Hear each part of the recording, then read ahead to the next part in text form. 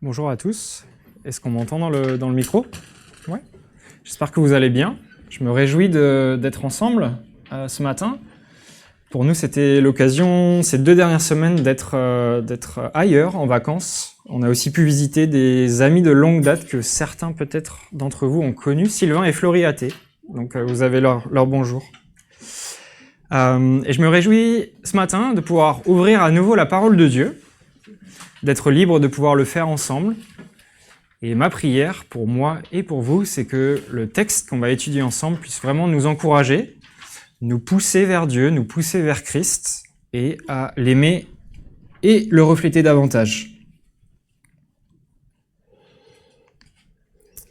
Alors, lorsqu'on s'installe dans un nouveau pays ou qu'on envisage de voyager dans un pays étranger, je sais que certains parmi vous vont partir dans pas longtemps dans une culture et un pays complètement étranger et nouveau. Eh bien, quand on change de pays, on doit parfois changer certaines de nos habitudes ou apprendre de nouvelles habitudes. Par exemple, lorsque mon épouse est arrivée en France, elle a vite appris que les repas étaient quelque chose de très important dans la culture française et que rester 4 heures à table lors des repas de fête était quelque chose de normal. Chaque pays va aussi valoriser certaines attitudes.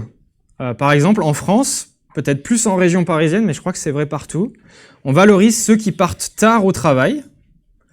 Les phrases du genre « Ah, t'as pris ta journée ?» quand on part du travail à 17 ou 18 heures, on les entend parfois. Alors que dans les pays scandinaves, Danemark, Suède, Finlande, partir tôt du travail, en fait, est bien vu. Ça montre qu'on est organisé, que l'on travaille bien, que l'on valorise le fait de pouvoir passer du temps en famille et d'aller chercher les enfants à l'école, par exemple. Donc 2 attitudes, et on met des valeurs qui sont différentes. Dans l'Épître aux Romains, Paul parle du changement qui se passe lorsque quelqu'un donne sa vie à Jésus et qu'il choisit de ne plus vivre pour lui-même, mais qu'il choisit de vivre pour Christ. Et il y a alors un changement de royaume, en quelque sorte un changement de pays. On est toujours dans ce monde, mais nous vivons selon les règles, les valeurs et la manière dont le royaume de Dieu vit. Et le texte d'aujourd'hui va décrire ce qui a de l'importance pour Dieu dans son royaume, mais pas en termes de choses à faire, mais surtout en termes d'attitude à avoir. En fait, ce qui va être vraiment au centre de notre texte, c'est l'attitude du cœur que Dieu veut mettre en valeur dans son Église, dans son royaume qui se construit aujourd'hui, maintenant, déjà sur terre, et bien sûr aussi dans l'éternité. Donc je vous invite, si vous avez vos Bibles, à ouvrir vos Bibles dans Romains 12. Je vais lire dans la version second 21. Si vous avez des Bibles en version Semeur, vous allez voir que le choix de traduction est assez différent. Bien sûr, ça se recoupe. Peut-être vous pouvez suivre si vous n'avez pas la seconde 21 ici, mais il y a des choix qui sont faits dans la traduction qui sont différents.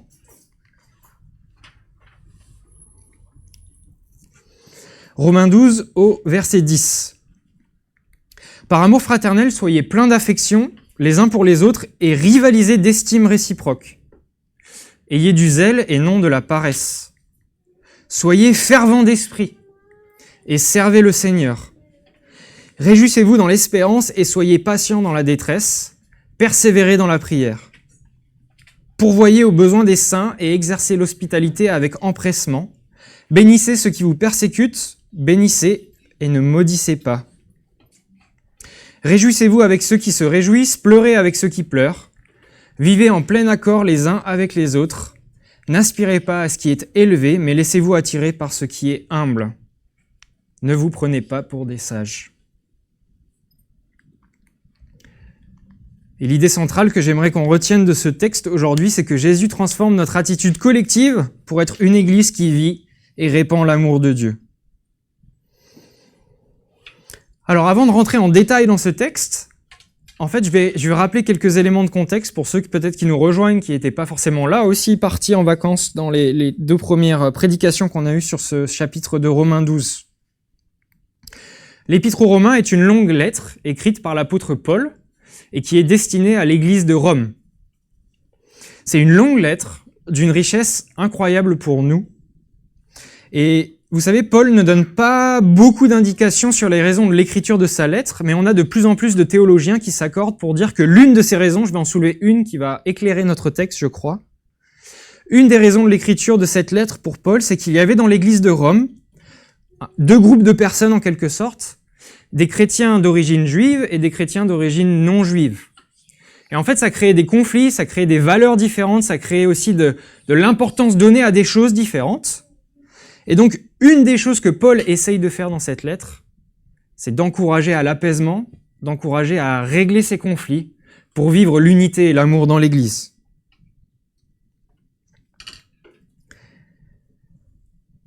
Dans les 11 premiers chapitres de Romains, en fait, Paul fait une démonstration plutôt théologique de ce qui se passe lorsque on reconnaît qu'on a besoin de Christ pour notre salut face à un Dieu qui est saint et face à notre cœur qui est pécheur.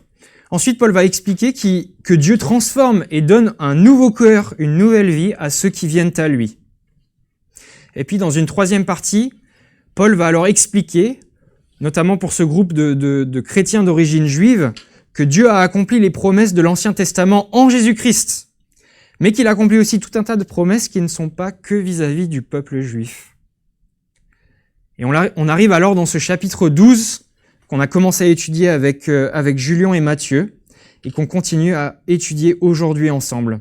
Et Paul commence alors une dernière grande section de cette lettre, qui va terminer la lettre au chapitre 16, qui se veut plus pratique, et qui va appuyer notamment maintenant dans notre chapitre 12, mais dans les chapitres qui suivent aussi, sur les attitudes et la transformation que Dieu opère dans ses enfants, notamment au travers de la communauté qu'il a créée, qui est l'Église. Et si on veut rattacher un peu les wagons à ce qui a déjà été dit, dans le début du chapitre 12, Julien nous avait rappelé que cette transformation qu'opère Dieu dans nos vies, elle a déjà un impact personnel dans la vie de chacun. Et il y avait cet encouragement à offrir à Dieu notre corps comme un sacrifice vivant, à lui donner tout ce que nous sommes, d'un point de vue individuel. Matthieu nous avait encouragé à ce que cette transformation du cœur ait un impact dans la vie d'Église au travers des dons que Dieu donne à chacun de ses enfants. Et aujourd'hui, nous allons être encouragés à servir et à vivre l'Église avec une attitude qui reflète l'amour de Dieu dans toutes les dimensions de notre vie. Et c'est un encouragement à développer un caractère qui plaît à Dieu de manière collective, comme nous allons le voir. Et juste avant d'entrer dans le détail du texte, j'aimerais juste mettre en garde. Si on prend ce texte seul, il y a une vingtaine d'impératifs et ça peut faire un peu il n'y a pas, faut qu'on, ou il faut faire ci, pas faire ça. Mais vraiment, en fait, si vous reprenez, et je vous invite à le lire à la maison, les 11 premiers chapitres de Romains, en fait, Paul s'appuie sur la théologie, sur le fait que Jésus transforme un cœur pour arriver à cette attitude-là. On n'a pas le temps de faire Romains en entier, mais Paul fait pas juste une lettre de « il faut faire ci, pas ça », mais il s'appuie vraiment sur le fait que Jésus transforme notre cœur, et c'est pour ça qu'on va avoir ces attitudes-là. Et je vais essayer de le souligner, mais voilà, n'oublions pas, c'est beaucoup d'impératifs, mais tout ça, Jésus ne nous demande pas simplement de faire des choses pour les faire, il nous donne les moyens d'y arriver, et l'exemple aussi. Le premier point que j'aimerais souligner dans ce texte, c'est qu'on est transformé pour être des modèles d'amour fraternel. Et donc Paul va continuer sa lettre en encourageant l'Église de Rome à avoir un amour profond, sincère et véritable les uns pour les autres. C'est ce qui est dit ici dans le verset 10. Par amour fraternel, soyez remplis ou pleins d'affection. Et comme je disais, il y avait peut-être des clans entre les chrétiens d'origine juive, les chrétiens d'origine non juive, à l'intérieur de cette église qui pouvait créer de la tension, de la distance. Et pourtant, Paul rappelle que la chose la plus importante à vivre dans l'église, c'est l'amour fraternel. Et vous savez, Paul n'est pas le premier à dire. En fait, Jésus lui-même avait déjà dit cela quelque temps auparavant. En Jean 13, au verset 34, Jésus dit « Je vous donne un commandement nouveau. Aimez-vous les uns les autres comme je vous ai aimé, vous aussi aimez-vous les uns les autres. » Ce que Jésus et Dieu nous demandent se résume en deux commandements simples à retenir. Aimer Dieu, aimer notre prochain. Alors qu'est-ce que ça veut dire concrètement d'être rempli d'affection les uns pour les autres dans notre contexte d'église ? En particulier, dans notre contexte français du XXIe siècle, comment est-ce qu'on peut comprendre ce texte ? La Bible nous donne une merveilleuse définition de l'amour dans 1 Corinthiens 13. Encore une fois, je vous invite à le relire, on ne va pas pouvoir relire le chapitre en entier. De ce qu'est l'amour et de son importance. Vous savez, notre Église, elle est composée de personnes différentes. Il y a déjà des gens qui viennent de pays différents et ils ont une langue et une culture différentes. Mais il y a également des gens qui viennent de classes sociales différentes, de tranches d'âge différentes, de passé et de vie d'église différents. Pour certains d'entre nous, ou d'entre vous, vous avez seulement connu l'église de l'EPEDE. D'autres sont passés par bon nombre d'églises, et donc ça forge et ça transforme un peu notre expérience de vie avec le Seigneur. Et vous savez, sur ces différences, il ne faut pas forcément aller bien loin dans l'église pour les voir. En fait, il suffit de regarder notre couple et notre famille avec mon épouse pour voir aussi des grandes différences. Je vous en cite une dont on a réalisé peut-être 2-3 ans après le mariage. On a réalisé que Émilie et moi, on pensait de manière différente, mais bien plus loin que ce que juste cette phrase veut dire. En fait, on s'est rendu compte qu'Émilie, quand elle pense, elle voit des images. Et moi, quand je pense, en fait, c'est une voix qui parle. J'ai pas d'images qui me viennent dans ma tête. Et en fait, ça, c'est quelque chose qui est étudié. Il y a des gens, alors il y a tout un spectre, hein, c'est pas aussi noir et blanc que ce que je viens de le décrire. Il y a des gens qui pensent plutôt de manière, on va dire, créative, ou en tout cas de manière imagée, et d'autres qui pensent de manière plus cartésienne, en tout cas avec des mots. Et vous voyez, juste dans un couple, ça peut être là. Alors imaginez le spectre dans une église complète. Et là, c'est juste sur la manière de penser, mais quand vous rajoutez à ça le caractère, les expériences de vie, vous voyez entre guillemets le cocktail de différences que ça peut avoir. En fait, avec nos yeux et nos capacités humaines, il semble difficile que l'Église puisse vivre l'unité et vivre un amour profond.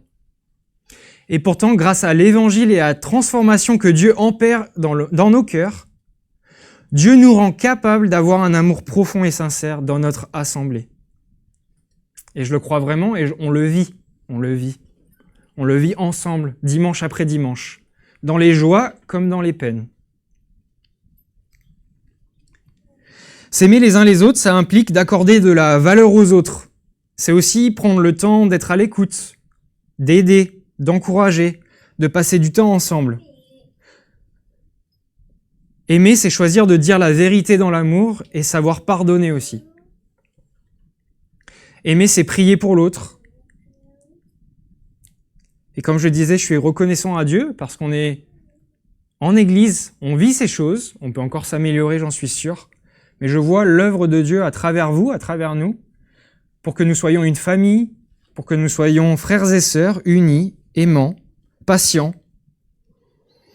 Et donc je nous encourage avec ce texte à continuer à vivre cet amour rempli d'affection. Et vous savez, il y a quelque chose aussi à avoir en tête lorsqu'on veut vivre ces choses dans l'Église, c'est que, en fait, cette notion d'aimer l'autre, en fait, elle va à l'encontre de beaucoup de choses qui est poussée par notre société aujourd'hui. Notre société française de 2026 nous pousse plutôt à vouloir vivre indépendamment les uns des autres, à vouloir notre propre épanouissement personnel avant celui des autres. Si les relations me coûtent quelque chose, alors on nous dit de réfléchir à 2 fois avant de nous y engager. Les loisirs, les plaisirs sont souvent mis devant les relations profondes et authentiques. Et je remarque aussi la difficulté de ma génération, des suivantes et des précédentes, à pouvoir parfois dire les choses avec transparence, honnêteté et sincérité, lorsqu'il y a des choses qui ne vont pas. Et on préfère parfois se retirer ou ne rien dire plutôt que d'énoncer clairement ce qui ne va pas. Cette lettre aux Romains nous encourage à contrer ces tendances naturelles de nos cœurs et de notre société. Comment ? En allant puiser dans l'eau du puits de la grâce donnée par Jésus. C'est exactement ce que Paul a montré dans sa lettre, comme je le disais dans les 11 premiers chapitres, qui parlent de cette grâce infinie, cette eau inépuisable qui étanche notre soif. Nous pouvons penser aux autres avant nous-mêmes, parce que le Dieu éternel, tout-puissant, a pensé à nous avant de penser à lui-même, en la personne de Christ. Nous pouvons aimer les autres parce que Dieu nous aime. Et vous savez, la fin du verset 10 ici, elle est hyper intéressante, et elle a été traduite comme ça, rivaliser d'estime réciproque. En fait, l'idée qu'il y a derrière, c'est pas d'être des rivaux pour montrer qu'on aime plus que les autres. L'idée ici, littéralement, c'est plutôt d'être des modèles, d'être exemplaires dans notre manière d'aimer les autres. En fait, c'est l'idée de commencer à faire les choses avant avant de recevoir quelque chose, de montrer de l'amour même si on n'en reçoit pas en retour.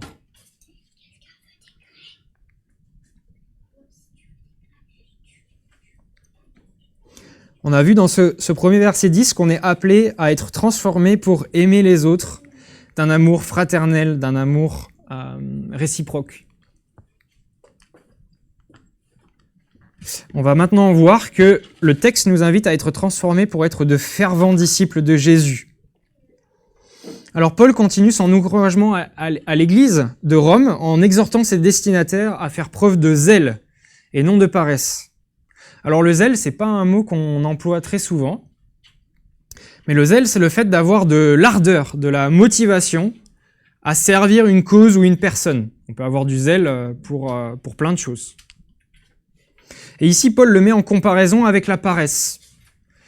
Et je ne sais pas si vous avez déjà fait cette étude, ou en tout cas ces réflexions, mais dans la Bible et notamment dans les Proverbes, il y a beaucoup d'encouragement à travailler sérieusement, à travailler en faisant de notre mieux, à ne pas être paresseux, à ne pas attendre que les choses arrivent sans qu'on ne fasse rien. Et donc Paul en fait reprend en quelque sorte cet encouragement. J'en ai pris un ici, mais il y en a beaucoup d'autres dans les Proverbes. C'est donc la personne qui a écrit les Proverbes qui dit comme s'il s'adressait à ses fils, ou en tout cas à des gens à qui il veut enseigner, et il leur dit, va vers la fourmi paresseux, observe son comportement et deviens sage. Elle n'a ni chef, ni inspecteur, ni supérieur. En été, elle prépare sa nourriture. Pendant la moisson, elle récolte de quoi manger. Alors ici, Paul et l'auteur des Proverbes encourage ses lecteurs à faire preuve de zèle, de passion, de sérieux dans notre service pour Dieu.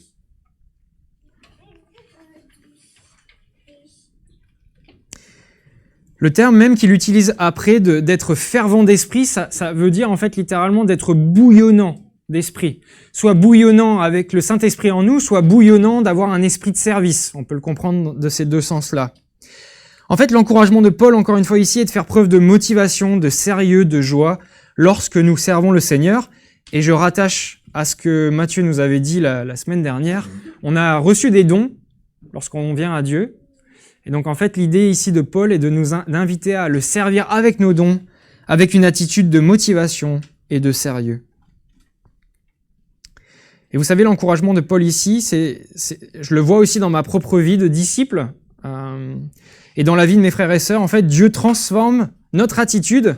Parfois, on commence à servir, on n'a pas toujours les bonnes attitudes, on fait pas toujours les choses de manière parfaite ou bien, même au début. Il y a un temps d'apprentissage.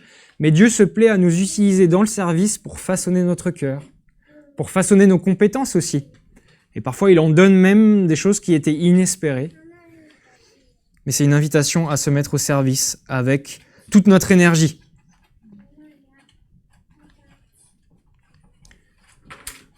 Alors, vous reconnaîtrez peut-être certaines personnes sur cette photo, il y a quelques années en arrière. C'était un moment spécial dans ma vie qui m'a marqué sur le fait d'être zélé et d'avoir de la motivation pour le service. Et c'était lors de l'été 2016, il y a 10 ans en arrière déjà. Lorsque j'ai été moniteur de camp pour adolescents à Parole de Vie en Bretagne. Et donc vous pourrez me repérer sur la photo, et peut-être d'autres personnes que vous connaissez aussi dans le monde évangélique. En fait, il faut imaginer que pendant 2 semaines, on est plongé dans un camp avec des adolescents de 13 à 18 ans. Et donc, qu'on enchaîne activités, temps de prière, temps de partage, repas, activités, coucher très tard, coucher très tôt, on dormait très peu. Non, coucher très tard, lever très tôt, vous voyez. Mais en fait, c'était incroyable de vivre cette énergie qui ressortait de l'équipe qu'on formait, de recevoir aussi et de donner cette énergie aux plus jeunes. Et en fait, c'était comme si, en quelque sorte, Dieu, par son Saint-Esprit, nous transportait, nous donnait les ressources dont nous avions besoin au quotidien pour accompagner ces jeunes-là, pour les encourager à faire un pas avec le Seigneur, pour courir avec eux, crier, les encourager. Enfin, vous imaginez la scène. Alors bien sûr, la vie d'église, elle n'est pas aussi simple et mise à part que 2 semaines de camp. Mais je crois qu'on peut en tirer des choses sur la manière dont Dieu veut qu'on serve dans l'église, cette motivation à toute épreuve, cette joie d'être dans le service, cet élan que l'on trouve à servir ensemble. Bien sûr, la vie d'église, c'est plutôt un marathon, les 2 semaines de camp, c'est plutôt un sprint, mais je crois qu'on a des choses à tirer de cette énergie qui peut être là, de servir ensemble dans l'église et d'accomplir de petites ou de grandes choses pour Dieu.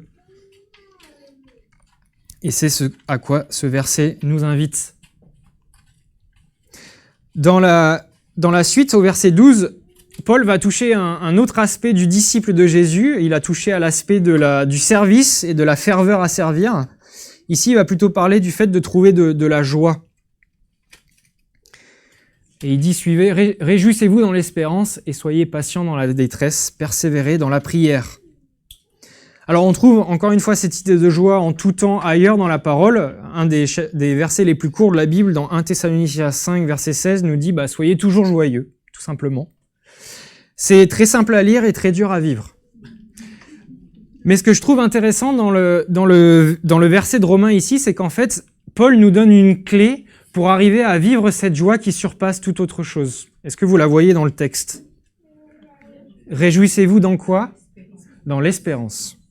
Et j'ai trouvé ça hyper intéressant parce que qu'est-ce qu'elle est cette espérance ? On peut se poser la question. Comment est-ce que cette espérance peut nous aider à nous réjouir en tout temps ? Et que cela veut-il dire ? Eh bien, je crois, et pour l'avoir expérimenté aussi, je crois, avec l'aide du Saint-Esprit, un disciple de Jésus peut trouver de la joie dans l'espérance qui est le message de l'Évangile.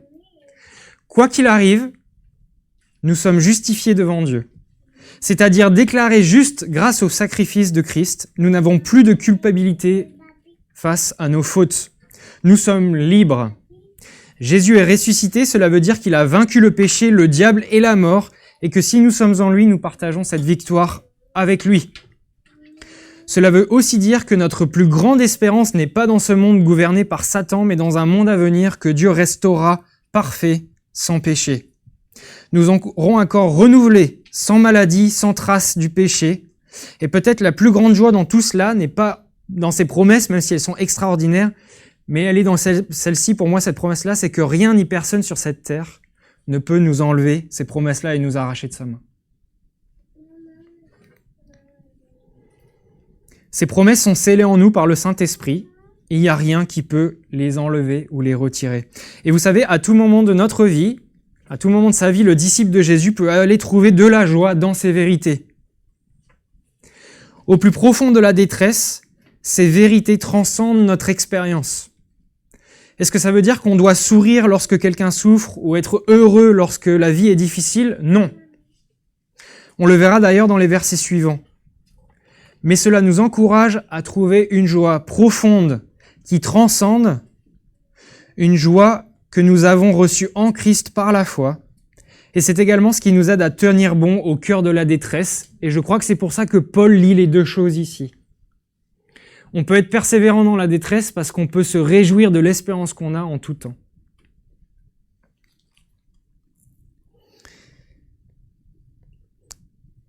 La fin du verset 12, je crois aussi, donne une autre clé pour tenir ferme dans l'épreuve et garder cette joie profonde. C'est de continuer à être renouvelé et transformé par Dieu en priant, par la prière.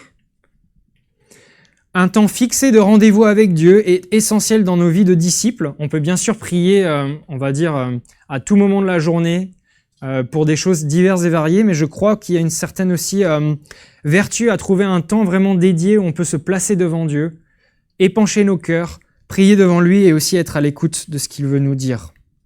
Prions et prions encore pour accroître notre dépendance de Dieu et lui demander de nous aider à vivre ces choses, d'être réjouis dans l'espérance et d'être patient dans la détresse. Je sais à quel point cela peut être difficile et douloureux parfois et une vraie lutte.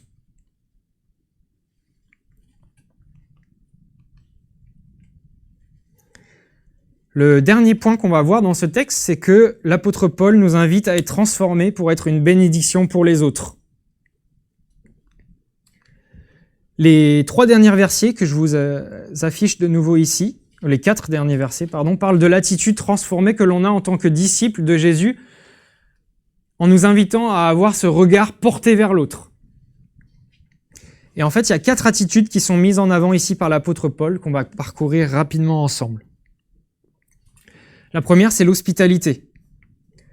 L'hospitalité. Paul nous encourage à faire preuve d'hospitalité et à pourvoir aux besoins des saints lorsque nous pouvons y répondre.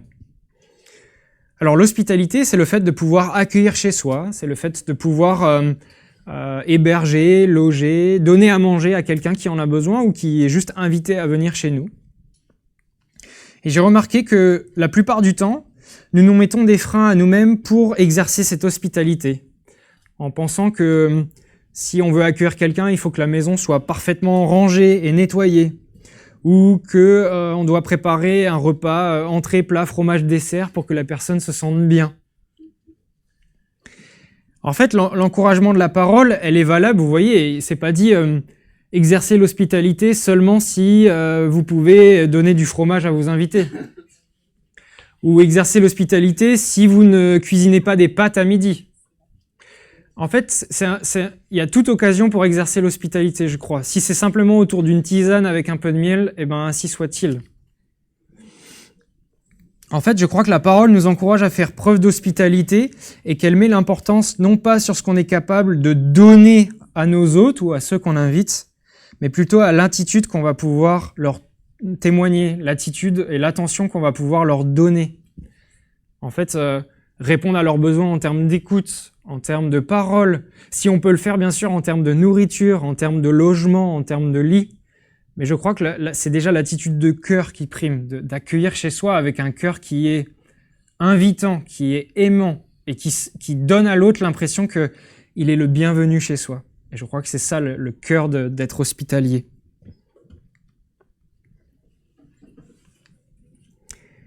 Une autre attitude qui est mise en avant par l'apôtre Paul, c'est la bienveillance. Et ce verset 14 que je remets ici, « Bénissez ceux qui vous persécutent », en fait m'a fait rappeler le sermon sur la montagne qu'on a étudié il y a déjà quelques années. Et en fait, c'est presque mot pour mot le même enseignement que Jésus a donné. Jésus dit « Mais moi je vous dis, aimez vos ennemis et bénissez ceux qui vous maudissent, faites du bien à ceux qui vous détestent, et priez pour ceux qui vous maltraitent et qui vous persécutent. » Quand je lis ce verset, je veux bien l'entendre, mais j'ai vraiment du mal à ce que ça descende dans mon cœur. Et j'ai vraiment du mal à me projeter dans le fait de pouvoir vivre ces choses d'une manière intentionnelle et digne de Christ. Mais je crois que c'est fait exprès, de la part de Dieu. En fait, c'est pour nous pousser à dépendre de lui. Je crois qu'il n'y a que lui qui est capable de nous donner ces attitudes-là, dans le moment venu. Bien sûr, on a des histoires de témoignages bouleversants ou des gens qui ont perdu, par exemple, un proche qui a été tué par quelqu'un, qui savent pardonner et prêcher l'évangile à la personne qui a tué un fils ou une fille, ou même des gens qui ont été persécutés et qui ont perdu des amis proches qui sont capables de prier avec un amour fervent pour les gens qui sont venus tuer ces personnes-là. On l'a vu avec le culte du sel ces derniers temps. En fait, je crois que l'enjeu ici, c'est vraiment de dépendre de Dieu et de s'attendre pleinement à lui dans ces situations-là. En fait, de cultiver notre amour pour les autres dans les petites et comme peut-être dans les grandes choses pour qu'on puisse bénir les gens. Et je vais donner des exemples où je suis pas toujours le meilleur exemple, même si je suis pas non plus le plus... Mais ça commence dans les petites choses. Par exemple, si quelqu'un en voiture a une attitude déplorable, c'est de pas maudire avec notre bouche, mais d'être patient peut-être. Pareil avec des gens dans notre travail ou dans nos activités au foot, etc., de garder notre calme. En fait, ça commence bien sûr dans les petites choses et peut-être dans les plus grandes un jour si Dieu nous donne de vivre des choses plus difficiles ou plus délicates. En tout cas, loin de moi de vous faire la morale sur ce verset, je vois le gouffre qui sépare mon cœur et ce que Dieu me demande. Et je reconnais aussi mon besoin que ça soit Christ qui remplisse ce gouffre-là, parce que moi, j'en suis pas capable.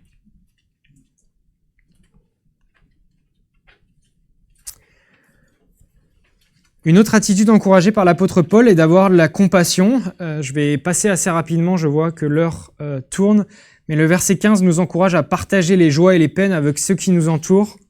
En fait, l'idée ici de la compassion, ça veut littéralement dire souffrir avec. L'idée, c'est de pouvoir s'approprier l'émotion d'un autre et de pouvoir la partager avec la personne pour l'accompagner, l'écouter, pouvoir prier pour elle. Et dans l'Église, Paul nous encourage, et ce texte nous encourage à faire preuve de compassion les uns avec les autres. Lorsqu'il y a des gens qui passent par des joies, on peut penser à des naissances, des mariages, des choses heureuses qui se passent dans la vie des uns et des autres, une promotion au travail, enfin voilà. Mais aussi de faire preuve de compassion envers les personnes qui passent par des moments de détresse et d'épreuve, de pleurer avec ceux qui pleurent.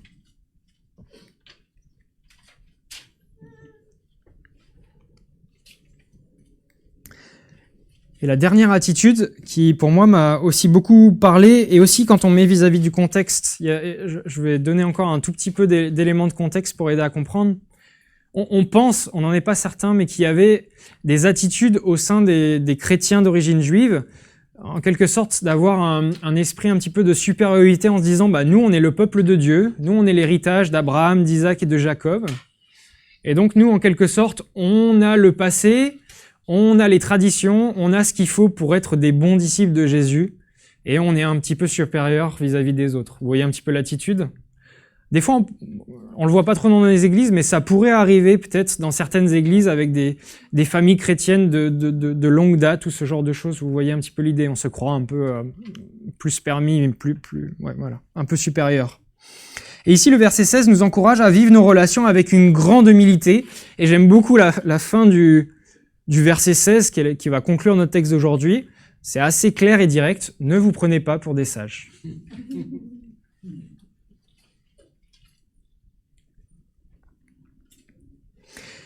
Et ça, en fait, quand on s'applique ça à soi-même, je trouve que ça change la manière dont on vit nos relations dans l'Église. Et vous savez, j'ai le privilège de faire partie du conseil d'anciens, des conseils d'administration de nos associations, du conseil d'église, etc. Il y a beaucoup de conseils. Et en fait, vous savez, parfois, quand on est 6 ou 10 autour d'une table, on a des idées et des opinions qui divergent. Ça arrive très souvent. Et je trouve que cette posture d'humilité et de ne pas croire qu'en fait on a une idée qui est supérieure aux autres, je crois que c'est vraiment essentiel à vivre pour qu'on puisse fonctionner tous ensemble. Ça veut dire qu'on est prêt à écouter, on est prêt à être contredit, on est même prêt à ce que notre idée elle soit pas acceptée ou même qu'elle soit rejetée. Parce qu'en fait, on se trouve dans une posture, c'est ce que j'essaye, c'est pas toujours facile, mais d'appliquer à moi-même, on est dans cette posture de servir Dieu et servir la communauté, et donc l'important c'est pas mon idée qui doit aller jusqu'au bout, mais c'est que on croit vraiment que ça va impacter positivement notre vie d'église, notre vie avec Dieu, etc.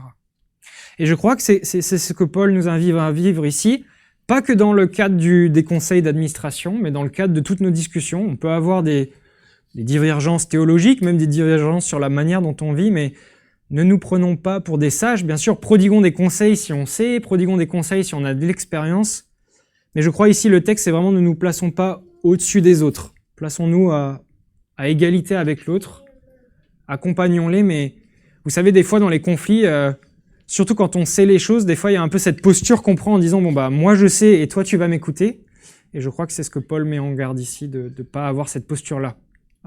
De dire les choses si on doit les dire, mais de frères et sœurs, en fait, d'un commun, d'égal à égal. Et un autre aspect de l'humilité, je crois, je le relie à l'esprit de service, c'est aussi de faire preuve d'humilité lorsque nous servons. C'est-à-dire que ça peut passer parfois par faire des choses que personne ne voit, et je crois que c'est tant mieux. Je crois que Dieu nous appelle à être fidèles dans les choses que seul lui voit. Dieu les voit, il voit notre fidélité, notre humilité dans le service. Et c'est pas que faire des choses que les gens voient et pour lesquelles on reçoit des louanges ou de l'encouragement.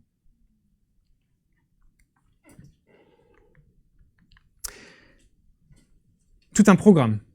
En fait, quand j'ai lu ce texte, je me suis dit c'est très très proche de la liste qu'on a du fruit de l'esprit, en fait, des attitudes que l'esprit met en nous de Galates 5. Et il y a plein de recoupements, il y a quelques différences, mais c'est très lié. Et en fait, je crois, comme je le disais en introduction, l'écueil ou le danger qu'on peut avoir, c'est de se dire, bon bah, je veux appliquer ça, je veux pas faire ça, je dois faire ci, je dois faire ça.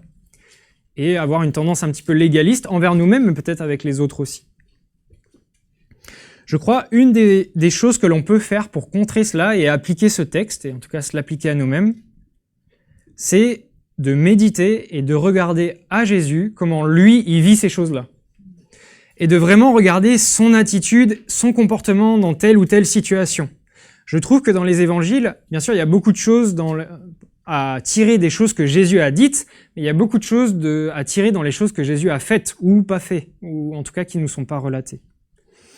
Et donc, j'ai essayé de faire, on va passer rapidement, peut-être, si vous voulez, vous pouvez prendre en photo, parce que ça va passer assez vite, les textes, on va pas les regarder en détail, mais je me suis amusé en fait à faire en quelque sorte un parallèle entre les attitudes qui sont encouragées par Paul dans Romains 12 et quelques exemples qui me sont venus en tête, bien sûr c'est non exhaustif, de la manière dont Jésus les a vécus dans les évangiles.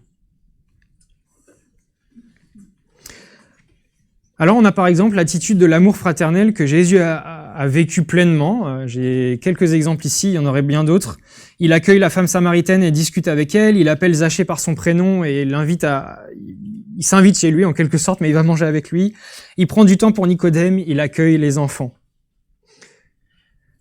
On voit du zèle dans le service, j'ai cité un exemple, mais je suis abasourdi de la capacité physique de Jésus à répondre aux besoins. En fait, il enseignait toute la journée, et en fait, Marc 6 nous dit que malgré la fatigue, Jésus accueille la foule et la nourrit après avoir passé la journée à enseigner. On voit Jésus qui fait preuve de joie et de patience dans l'épreuve. On le lit là dans notre série sur l'évangile de Matthieu qu'on a mis en pause pour l'été, mais on voit Jésus qui supporte l'arrestation, les faux témoignages, les moqueries et la croix en demeurant fidèle à son Père. Jésus est un modèle d'hospitalité, il invite les disciples à venir et à voir où il demeure, il partage régulièrement la table avec des pécheurs et des gens qui sont exclus de la société. Jésus fait preuve de bienveillance, il prie pour ceux qui le crucifient, « Père, pardonne-leur ». Et donc là, l'idée de bénir ceux qui nous persécutent, si moi il y a un gouffre, Jésus lui il l'a comblé ce gouffre-là, il a accompli cela. Compassion, Jésus pleure avec Marthe et Marie devant la tombe de Lazare et il est ému devant les foules comme des brebis sans berger.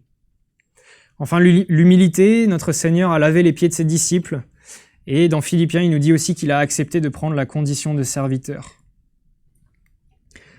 En fait, ces marques de Romains 12, c'est pas simplement des choses que Dieu nous demande de faire. C'est son cœur à lui qui est retranscrit ici. C'est qui est notre Dieu. Et c'est ce que Dieu veut qu'on vive dans notre Église, parce que vous imaginez bien que le jour où on sera devant lui, c'est le cœur de Dieu qui va rayonner. On va pas vivre avec des attitudes et des valeurs qui sont différentes à qui est Dieu, on sera avec lui pleinement.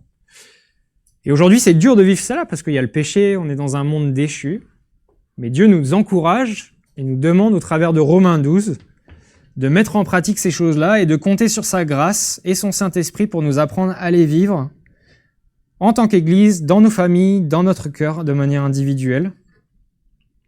Nous voulons vivre l'Église comme un royaume dans lequel le cœur de Dieu resplendit et transparaît pleinement.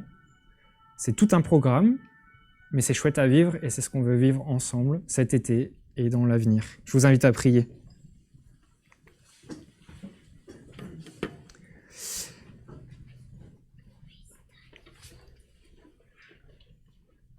Seigneur mon Dieu, quand on lit cette liste d'encouragements, d'attitudes, de marques de ton Église, on peut se sentir un petit peu tout petit et bien mal à l'aise vis-à-vis du fait qu'on voit bien qu'on n'est pas à la hauteur, Seigneur.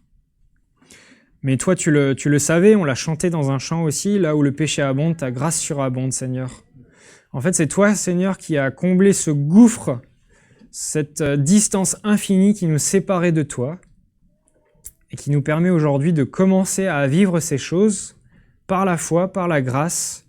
Seigneur, merci parce que tu es un pédagogue extraordinaire. Tu nous apprends petit à petit dans nos vies, dans notre vie d'église, à vivre ces attitudes, à faire preuve d'amour, à faire preuve d'humilité. Mais Seigneur, merci parce que tu n'es pas simplement un enseignant qui dit des choses que lui n'a pas fait. Je te remercie parce que tu nous as montré l'exemple en la personne de Christ. Je prie, Seigneur, que notre cœur soit bouleversé, que notre cœur soit renversé par ton esprit afin que tu puisses nous aider à combattre nos attitudes naturelles qui sont à l'égoïsme, qui sont parfois à penser à nous-mêmes avant les autres. Je le reconnais bien dans ma vie et dans mon cœur. Seigneur, agis puissamment en nous pour nous aider à aimer notre prochain davantage, nous aider à faire preuve de joie dans les épreuves, à faire preuve aussi de bienveillance, de compassion. Seigneur, je prie vraiment pour le reste de cet été, que les occasions de vacances soient des temps aussi où on peut mettre du temps à part pour faire le point, pour être encouragé de ce qu'on vit avec toi. Et Seigneur, surtout aide-nous et garde-nous de ne pas vivre ces choses comme de bons petits pharisiens, de bons petits légalistes. Il faut faire ci, il faut faire ça, et parfois on est même dur avec nous-mêmes. Mais fais-nous prendre conscience que tout est par grâce, Seigneur, tout est œuvre de toi. C'est toi qui nous donnes le vouloir et le faire. C'est toi qui as préparé d'avance les bonnes œuvres que tu as pour nous. Alors prépare cela pour nous, aide-nous à les vivre. Et Seigneur, reviens pour que ton royaume resplendisse pleinement et que ces valeurs que l'on croit vraiment bonnes pour nous, Seigneur, d'amour, de joie, de paix, de compassion, d'hospitalité, soient pleinement vécues par ton peuple. On attend ton retour, Seigneur, et on dit « Viens, Seigneur, viens ». En ton nom, Seigneur Jésus. Amen. Merci Quentin.